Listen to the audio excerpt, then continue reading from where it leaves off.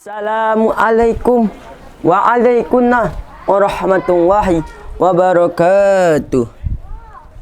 Alhamdulillahirabbil alamin wa bihi nasta'in ala umri dunya waddin wa ala alihi wa sahbihi ajma'in. Amma ba'du. Dewan juri yang arif dan bijaksana yang saya hormati, kepada peserta dai-daiyah yang saya muliakan, serta teman-temanku yang berbahagia.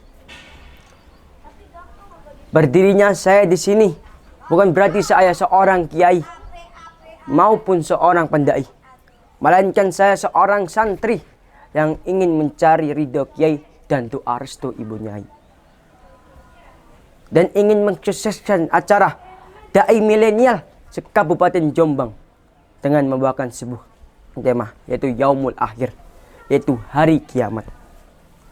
Apa sih yang dinamakan hari kiamat? Hari kiamat adalah hari yang mana seluruh alam jagat raya ini hancur luluh, tak tersisa kecuali Allah yang Maha Esa. Hari kiamat, manusia pada hari itu akan dimintai pertanggungjawaban atas perbuatan-perbuatan yang mereka lakukan di muka bumi ini.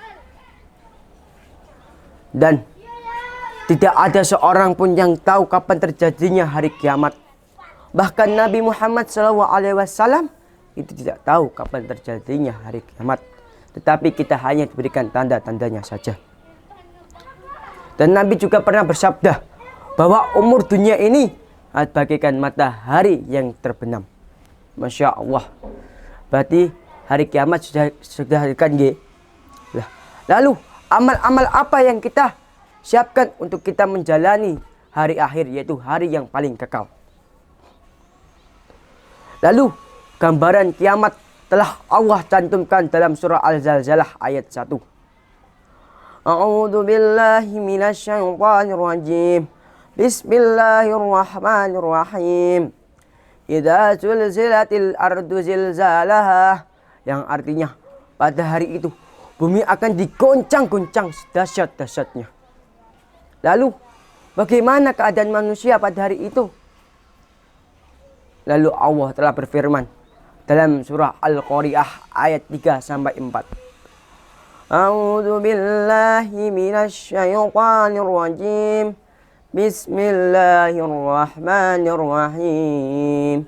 Yauma yakunun nasu kal farasil mabsus wa takunul jibalu kal ihnil manfus, yang artinya pada hari itu manusia bagaikan kupu-kupu yang berterbangan yang tak tahu arah tujuan. Dan pada hari itu juga gunung-gunung bagaikan bulu-bulu yang dihambur-hamburkan. Masya Allah, sungguh dahsyat guncangan-guncangan yang Allah berikan pada hari itu. Pada hari itu juga kita akan melewati beberapa fase-fase pada hari kiamat. Yang pertama yaitu Yaumul Masyar, yaitu hari bangkitnya kita dari alam kubur. Setelah malaikat Israfil meniupkan trompet yang kedua kalinya, mereka akan lupa tentang amal-amal apa yang mereka lakukan semasa di dunia ini. Tetapi Allah telah memberikan kita dua malaikat penjaga untuk menjaga amal-amal kita. Lalu, apakah kita siap untuk pergi ke sana? Kita di sana bagaikan orang yang baru bangun tidur. Kita tidak tahu amal-amal apa yang kita lakukan. Setelah kita dibangkitkan, kita akan berada di Yaumul Hasyr, yaitu hari berkumpul, yang mana seluruh umat manusia dari zamannya Mbah Nabi Adam sampai manusia yang terakhir hidup itu akan berkumpul di Padang Mahsyar. Padang Mahsyar adalah tempat yang mana matahari cuma ada sejengkal di kepala kita. Sungguh panasnya pada hari itu.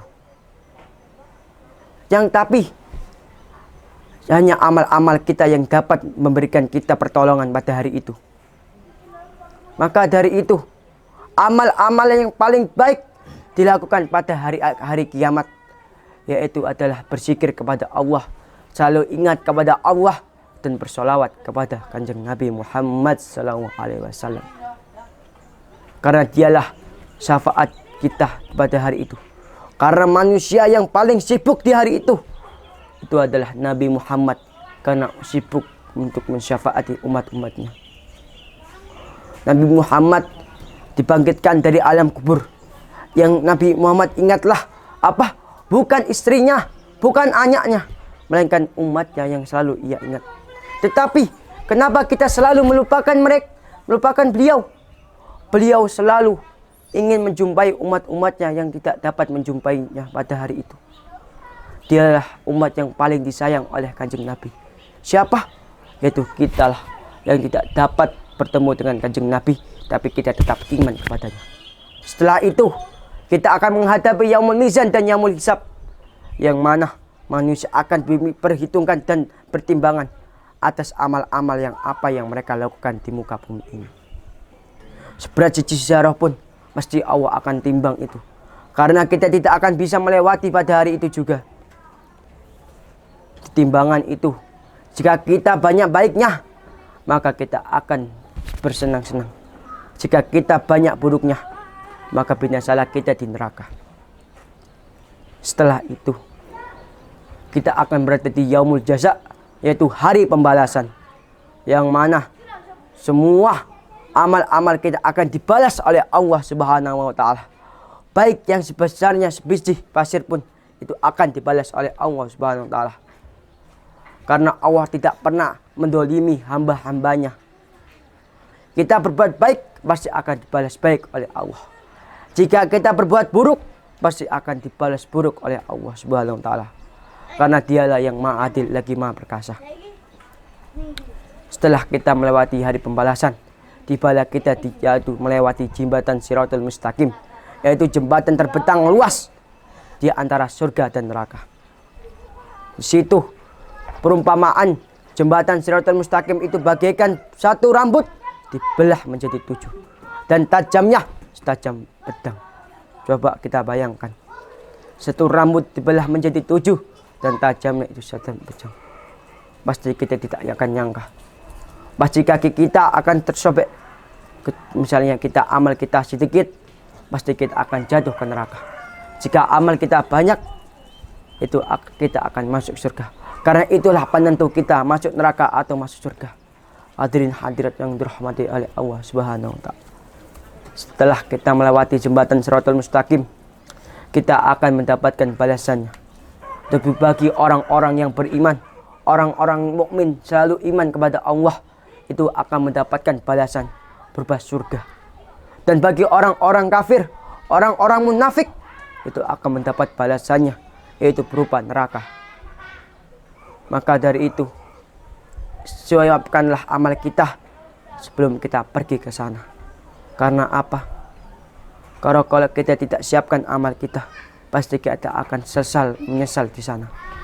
Sebelum mengakhiri, saya punya pantun buat kalian semua.